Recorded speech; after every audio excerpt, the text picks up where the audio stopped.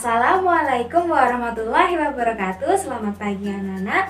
Bagaimana dengan kabar kalian hari ini? Semoga sehat selalu ya. Perkenalkan, nama saya Yeni Eriska. Sebelum memulai kegiatan pembelajaran hari ini, alangkah lebih baik untuk berdoa terlebih dahulu. Berdoa sebelum belajar. Berdoa dimulai.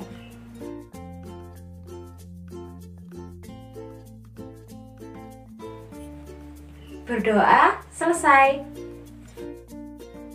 Kali ini kita akan belajar tema 2 tentang menyayangi tumbuhan dan hewan, subtema 3 menyayangi tumbuhan, dan pembelajaran ke-1. Sudah siapkan kalian untuk mengikuti pembelajaran hari ini? Masih ingatkah kalian dengan tepuk BPK dan salam BPK? Jika kalian masih mengingatnya, mari kita lakukan bersama.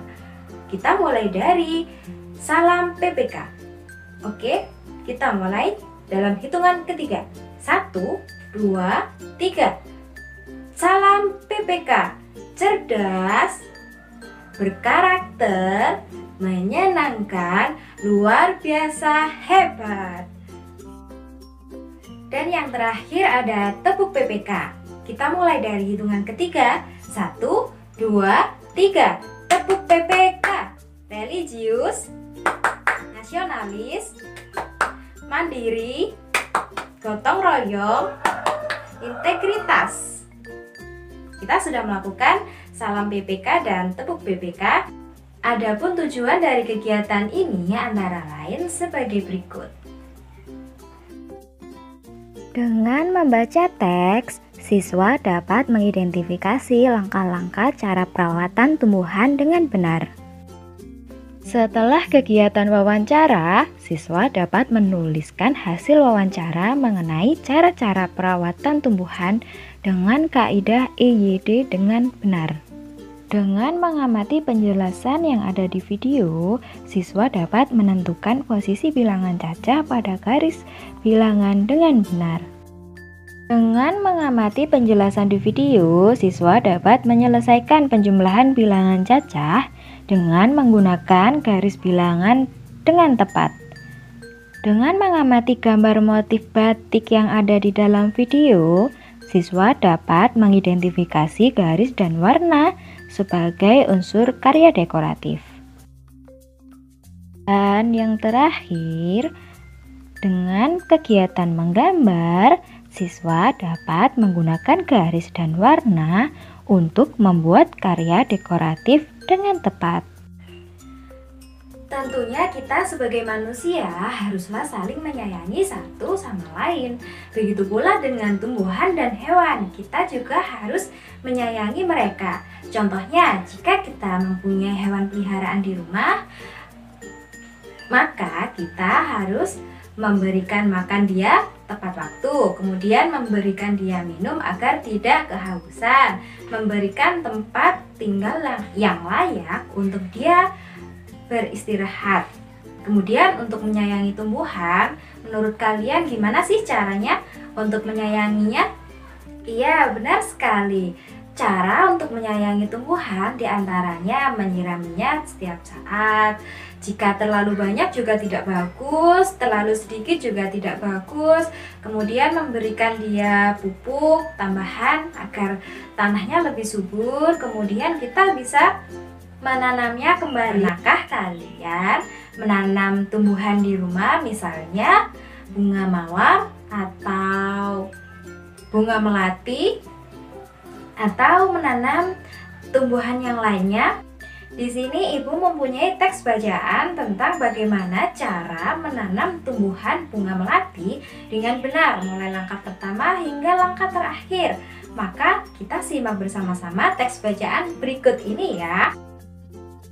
Pertama, siapkan pecahan batu bata merah atau pecahan genting, kemudian susun di dasar pot.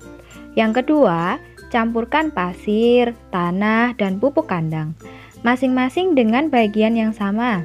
Kemudian isikan pada sepertiga bagian pot, letakkan di atas lapisan pecahan batu bata atau genting. Masukkan bibit melati, sisakan media lama yang masih menempel, Tujuannya agar tanaman dapat beradaptasi dengan media baru. Keempat, tambahkan campuran pasir, tanah, dan pupuk kandang. Jangan isi pot sampai penuh, sisakan 2 cm dari bibir pot untuk memudahkan penyiraman. Kelima, pastikan tanaman dapat berdiri kokoh. Keenam, siram tanaman dengan air secukupnya. Dan yang terakhir, bersihkan bagian luar pot dari kotoran. Kemudian letakkan pot di tempat yang kita inginkan. Kita sudah selesai membaca teks bacaan barusan. Apakah kalian mengalami kesulitan dalam memahami kata-kata yang terdapat dalam teks bacaan tersebut? Jika kalian mengalami kesulitan, kata apakah itu? Informasi tersebut juga kita bisa peroleh melalui sebuah wawancara. Apa sih yang dimaksud dengan wawancara? Ya, wawancara adalah sebuah kegiatan tanya-jawab yang bertujuan untuk mencari sebuah informasi secara rinci. Untuk orang yang mewawancarai disebut dengan pewawancara, sedangkan orang yang kita wawancarai itu disebut dengan narasumber. Sebelum kita melakukan wawancara, ada tahap-tahap yang harus kita siapkan. Yang pertama, ada topik terlebih dahulu, menentukan siapa yang akan kita wawancarai atau bisa disebut narasumbernya. Terus, mencatat pertanyaan yang akan kita ajukan terhadap narasumber tersebut.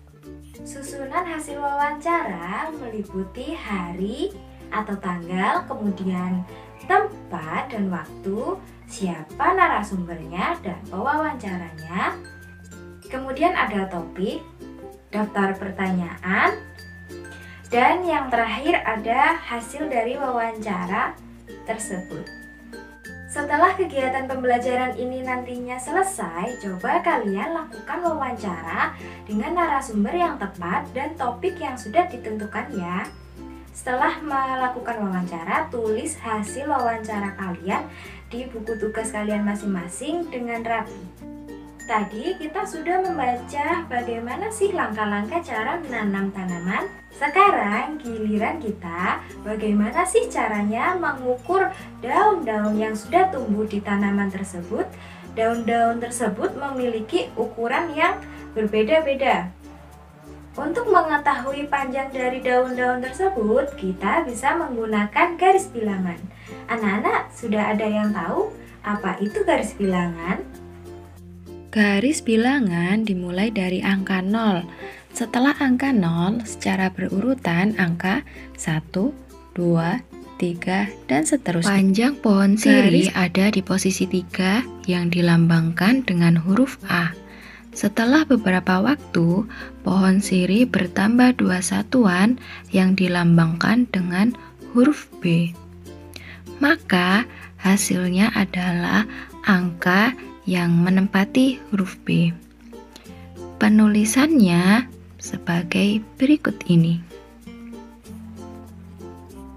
Jadi, kita bisa mengerjakan soal penjumlahan menggunakan garis bilangan.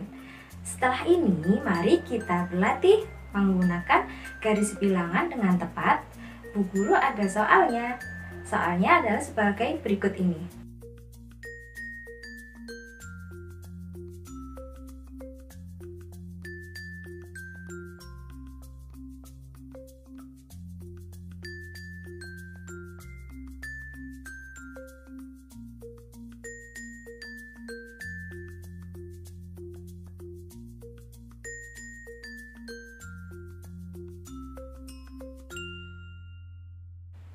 Soal tersebut kalian tulis kembali di buku tugas kalian masing-masing dan kerjakan secara teliti ya.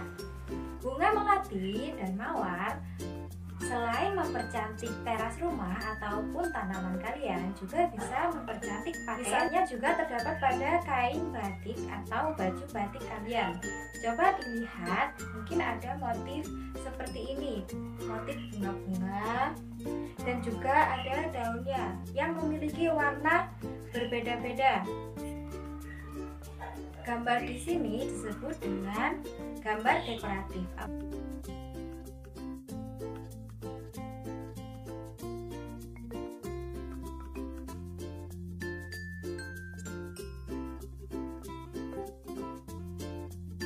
Soal tersebut kalian tulis kembali di buku tugas kalian masing-masing dan kerjakan secara teliti ya.